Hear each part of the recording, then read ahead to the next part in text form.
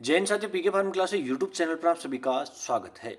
आज की इस वीडियो में हम बात करेंगे DGHS pharmacist cum clerk general medical store department के अंदर जो वैकेंसी आई थी आपकी दिल्ली के अंदर, और उसके एग्जाम पेपर को यहाँ पे डिस्कस करेंगे।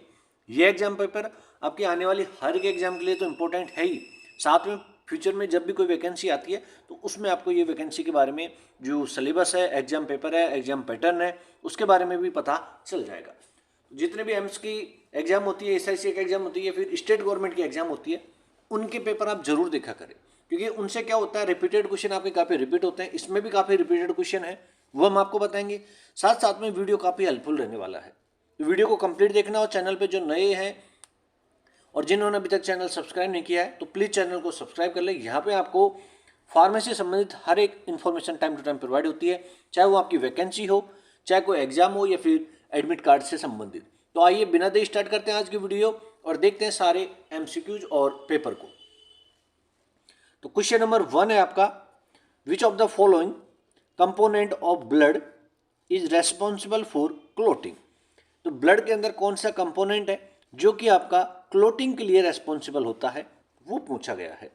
इसमें ऑप्शन दे रखे हैं आपको, 4 ऑप्शन दे रखे हैं, ब्लड प्लेटलेट्स, आरबीसी, डब्ल्यूबीसी या फिर प्लाज्मा। तो आप सभी का इसका आंसर क्या होगा? तो इसका आंसर हो जाएगा ऑप्शन ए, ब्लड प्लेटलेट्स। जैसे कि आप यहाँ पे देख पा रहे हो, इसका आंसर है option A, blood platelets. Next question की ओर बढ़ते हैं। क्वेश्चन सेकंड है आपका, विच of the following process is responsible for regulation the water and salt balance in the human body. तो ह्यूमन बॉडी के अंदर जल और नमक के संतुलन को नियंत्रित करने के लिए कौन उत्तरदायी है? इसका आंसर क्या होगा? इसका आंसर हो जाएगा आपका ऑप्शन थर्ड, ऑस्मो रेगुलेशन, यानी परासरण नियमन। नेक्स्ट क्वेश्चन नंबर की ओर बढ़ते हैं। नेक्स्ट क्वेश्चन है आपका क्वेश्चन नंबर 3, विच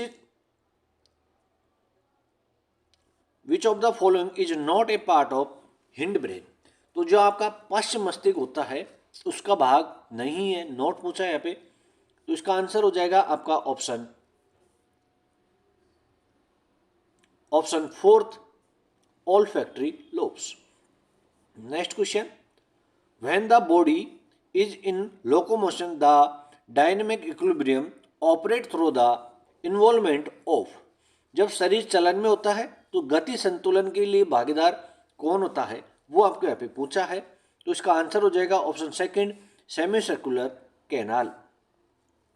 नेक्स्ट क्वेश्चन है आपका कि कौन सा पीयूष ग्रंथि से हार्मोन स्रावित नहीं होता, ये पूछा गया है। Which of the following hormone is not secreted by pituitary gland. तो पिट्यूटरी ग्लैंड से कौन सा हार्मोन सिक्रेट नहीं होता? तो इसका ऑप्शन जो फर्स्ट दे रखा है इंसुलिन, ये आपका पैनक्रियाज के थ्रू होता है। तो इसका आंसर हो जाएगा ऑप्शन ए, इंसुलिन। जबकि सोमेटोट्रिप्टन, वेसोप्रोसिन और ऑक्सीटोसिन, ये तीनों हार्मोन क्या होते हैं? पीयूष ग्रंथि से या पिट्यूटरी ग्लैंड से सिक्रेट होते हैं। तो ये क्वेश्चन क्या रहते हैं, एक दूसरे से रिपीटेड रहते हैं, तो आप जरूर पूरा वीडियो देखिए। Next question number 6, in secretive way the menstrual cycle which hormone is secreted. तो इसका आंसर क्या होगा? इसका आंसर हो जाएगा option fourth, luteinizing hormone. Next question 7 की ओर बढ़ते हैं। क्वेश्चन 7 है, are liquid prepare containing volatile ingredients.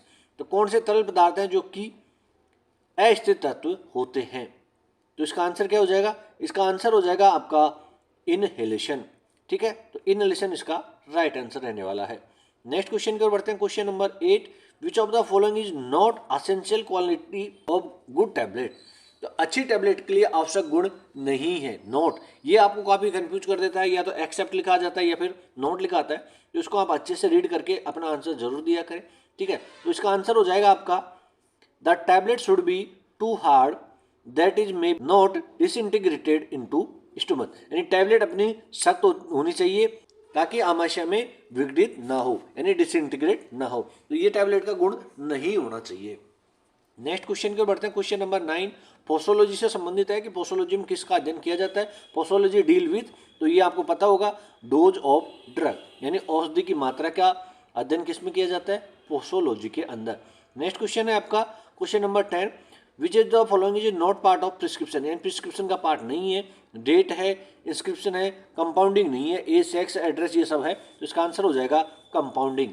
Next question, question number 11। Question number 11 जो है वो पूछ रहा है आपसे what is and product of glycolysis of glucose, यानी ग्लूकोज के ग्लाइकोलाइसिस का अंतिम उत्पाद क्या है, और इसी से संबंधित क्वेश्चन अभी पूछा गया था ESIC के अंदर भी, ठीक है। तो इसका आंसर क्या है, इसका आंसर हो जाएगा option 4 pyruvate.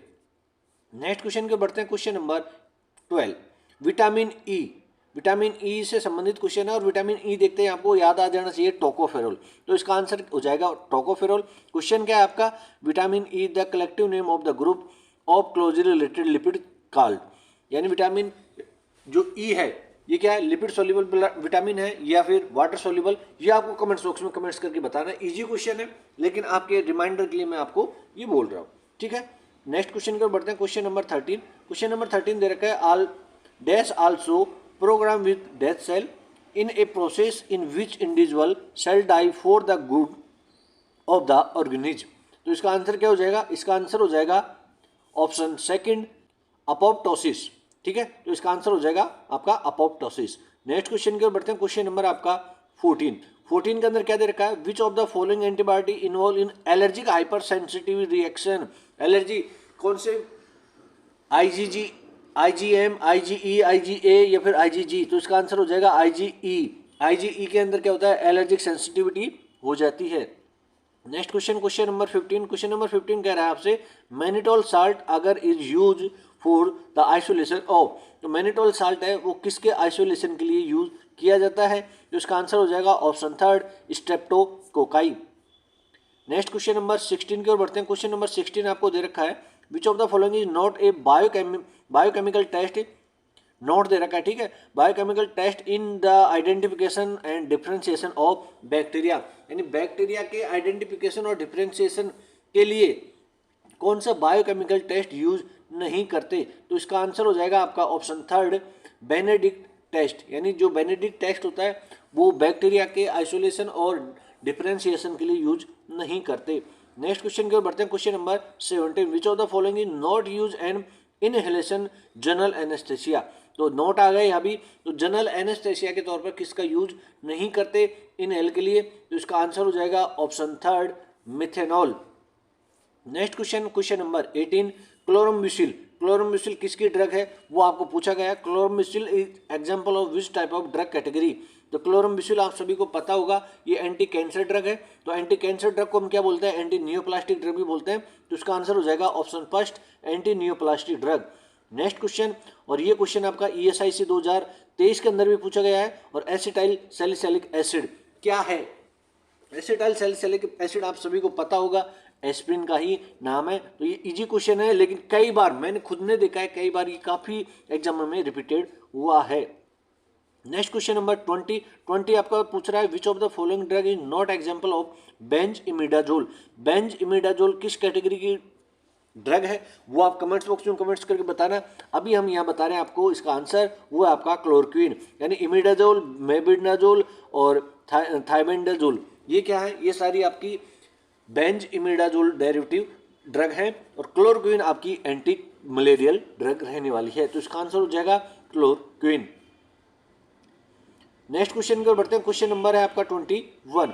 Which of the following drug increase the rate of urine formation, यानी यूरिन फॉर्मेशन की जो रेट है उसको कौन सी ड्रग इंक्रीज कर देती है, बढ़ा देती है, वो आपको यहाँ पे पूछा है, तो इसका जो आंसर है वो हो जाएगा आपका डाययूरेटिक। काफ़ी इजी क्वेश्चन है, ठीक है, तो काफ़ी इजी क्वेश्चन भी आपसे पूछे जाते हैं, थोड़े बहुत टफ क्वेश्चन भी आते हैं, रिपीटेड क्वेश्चन आते हैं।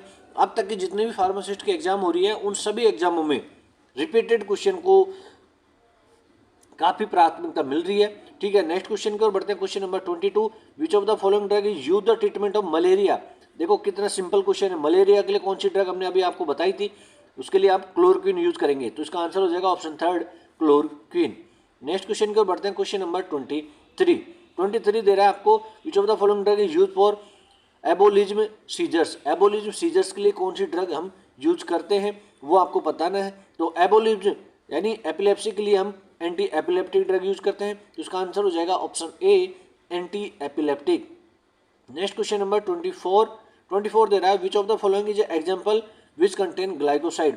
तो कौन सा एग्जाम्पल है ग्लाइकोसाइड का, वो आपको यहाँ पे पूछा गया है। ये आपका कॉग्नोसिस है और कॉग्नोसिस के अंदर काफ़ी क्वेश्चन है आपके रिपीटेड होते हैं। कॉग्नोसिस से संबंधित हमने एक वीडियो ऑलरेडी बना रखी है जिसमें सारे इंपॉर्टेंट एमसीक्यू हमने सोल्व कर रखे हैं। तो लिक्यूराइजा आपका क्या है, ये ग्लाइकोसाइड है। अब कौन सा ग्लाइकोसाइड है, कौन सी क्लास का ग्लाइकोसाइड है, वो आप कमेंट्स बॉक्स में कमेंट्स करके जरूर बताएं, ताकि आपको भी और हमको भी पता हो कि आपकी तैयारी कैसी चल रही है।